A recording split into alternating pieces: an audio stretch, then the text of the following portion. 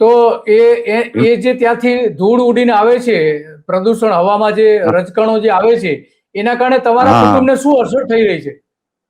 અમારા કુટુંબને બાર એક છોકરાઓને બે વાર ઓપરેશન કર્યા, પથરીના કર્યા, હૃદયમાં કોઈ લીવર ની તકલીફ થાય, કોઈ બીજી થાય, ડસ્ટિંગ ને કારણે સ્નાયુ જામ થાય. બરાબર છે. અને વાર બીમાર પડ્યા જ કરે. બરાબર. હા, તો ઘરના કેટલા લોકોને આ પ્રકારની બીમારી થઈ છે અત્યાર સુધીમાં? તમારા ઘરના જે મેમ્બર છે, સભ્યો જે છે, એમાં કેટલા લોકોને થઈ છે બીમારી? નાની મોટી બધાને થાય છે, પણ બે ને વધારે થાય છે. છોકરાઓને બે છોકરાઓને વધારે થાય છે. એને એલર્જી વધારે આવે છે. વર્ષમાં એક વાર બે વાર ઓપરેશન કરવા પડે. તો રામભાઈ, આ જે અંબુજા સિમેન્ટ ફેક્ટરી છે, એની સામે તમે વાંધો નથી ઉઠાવતા? વાંધો ઉઠાવ્યો ખરો ક્યારે? વાંધો તો અમે 8-10 વર્ષથી મુખત રજૂઆત કરતા એના મેનેજમેન્ટ ને કે સાહેબ આવી તકલીફ થાય છે, આવું થાય છે, આવું પ્રદર્શન બહુ થાય છે, તો આનું કંઈક કરો. તો કે કરશું એમ કરી બધી બદલી થઈને વયા જાય છે. બધા વિશ્વાસમાં રાખીને આ પાડતા જાય. પછી અમે વરર ઉપર થઈ ગયું. પછી અમે કાયદેસર અરજી, નોટિસ બધી અધિકારીઓને આપ્યું, તો અધિકારીઓ પર કોઈ જોતા નથી. આનું નિવારણ કોઈ અમને આપતા નથી. તો આ જે છે કન્વેયર બેલ્ટ છે, કન્વેયર, એમાં અલગ અલગ પ્રકારનું મટીરિયલ લઈ જવામાં આવે છે. એ બેલ્ટ અનેક જગ્યાએ તૂટી ગયો છે અને એમાંથી જે ધૂળ નીકળી છે, આપણે જોઈ શકીએ છીએ સ્પષ્ટપણે કેટલા મોટા પ્રમાણમાં આ રીતે પ્રદૂષિત જે પદાર્થો જે છે એ નીકળી રહ્યો છે અને આસપાસના તમામ વિસ્તારોમાં આ ફેલાઈ રહ્યું છે.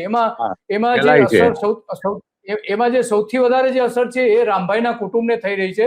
અને રામભાઈ પોતે બોલી રહ્યા છે કે એમના કુટુંબને શું અસર થઈ રહી છે. તો રામભાઈ, આ પ્રદૂષણ જે છે એ કન્વેયર બેલ્ટમાંથી જ બધી ધૂળ ઉડીને આવે છે કે ફેક્ટરીમાંથી પણ આવે છે? ફેક્ટરીમાંથી પણ આવે છે. એ ગામ ઉપર વધારે થાય. ફેક્ટરીમાંથી પણ આવે. ફેક્ટરીમાં બી વધારે આવે છે. એ ગામ ઉપર વધારે જાય છે. અનેક ગામના બધા લોકોને તકલીફ તો થાય છે. પ્રદૂષણ બહુ થાય છે. તો અમારે બેલ કન્વેયર ને કારણે અમારે વધારે થાય છે. અહીં તમારે વધારે થાય છે. તો આના કારણે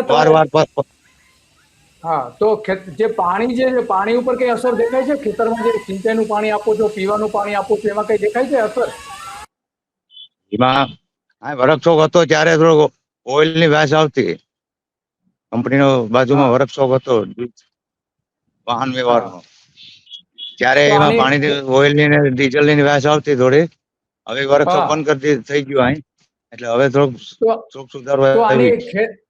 તો આની અસર, જે હવાની જે અસર છે, ખેતરોમાં થાય છે ખરી? જે ધૂળ ઉડીને જાય છે એના કારણે?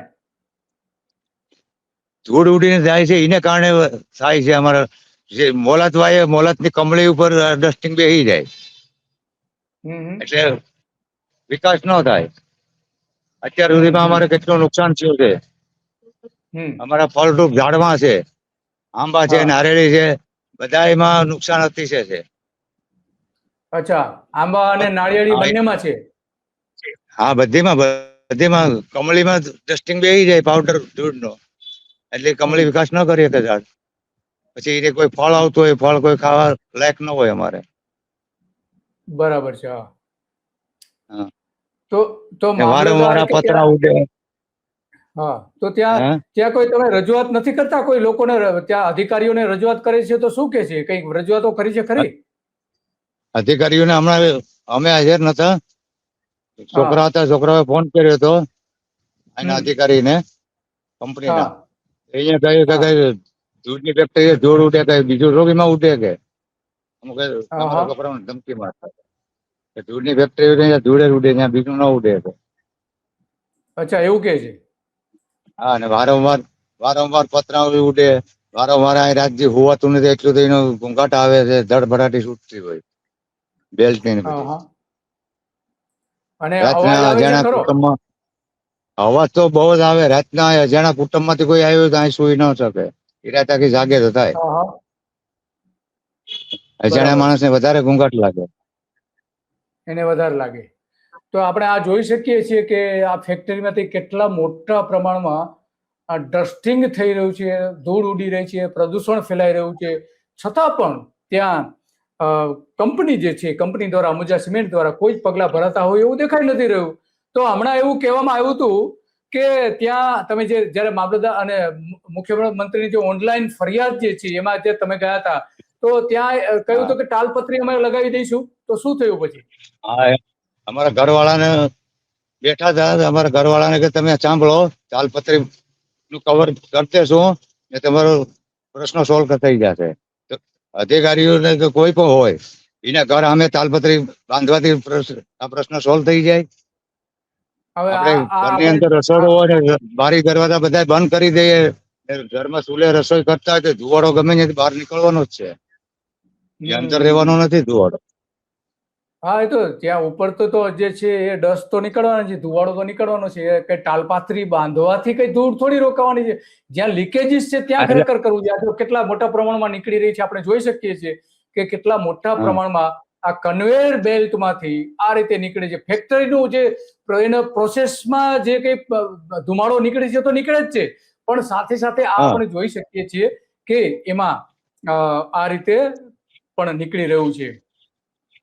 તો પીવાનું જે સિંચાઈનું પાણીને શું અસર થઈ રહી છે? સિંચાઈ તમે જે કુવાઓ દ્વારા, બોર દ્વારા જે સિંચાઈ આપો છો એને કોઈ એમાં પાણી કોઈ ખરાબ થયા છે?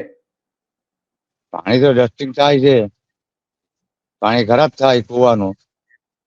પીવાથી તો પથરી બીમારી બધી વધે છે. પથરીને તો ગામમાં બીમારી બહુ થાય. વડનગર ગામમાં બીમારી કેવી છે? વડનગર ગામમાં કોડીનાર તાલુકામાં 66 ગામ છે.